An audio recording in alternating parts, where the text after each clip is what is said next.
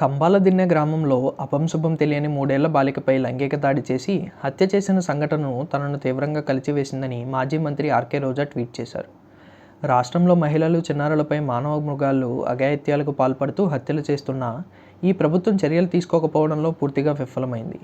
బాలికను హత్య చేసిన నీచుడు రహమతుల్లాను కఠినంగా శిక్షించాలి. బాలిక కుటుంబ సభ్యులకు ప్రభుత్వం న్యాయం చేయాలని ఆర్కే రోజా ఎక్స్ వేదికగా డిమాండ్ చేశారు. మరోవైపు ఈ నెల 28న పొదిలిలో పొగాకు బోర్డును వైఎస్ఆర్సీపీ అధినేత, మాజీ ముఖ్యమంత్రి వైఎస్ జగన్మోహన్ రెడ్డి సందర్శించనున్నారు. ఈ పర్యటన నేపథ్యంలో మంత్రుల హడావిడి మొదలైంది. వైఎస్ జగన్ దెబ్బకు మంత్రులు దిగొచ్చారు.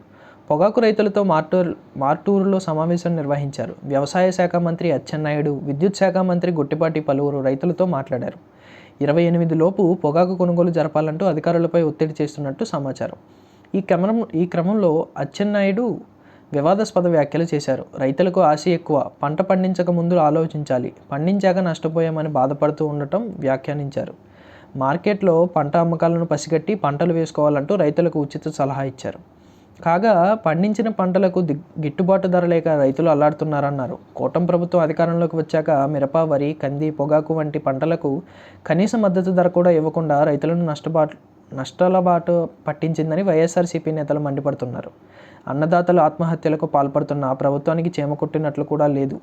జిల్లాలో పొగాకు రైతుల కష్టాలు అన్నీ ఇన్ని కావు. వేలం కేంద్రానికి వెళ్ళి పొగాకు అమ్ముడకపోక బేళ్లను వెనక్కు తీసుకువెళ్తున్నారు. ఈ నేపథ్యంలో పొగాకు రైతుల కష్టాలు తెలుసుకొని వారికి అండగా నిలిచేందుకు ఈ నెల 28న వైఎస్ జగన్ పొదిలి వేలం కేంద్రానికి రానున్నారు.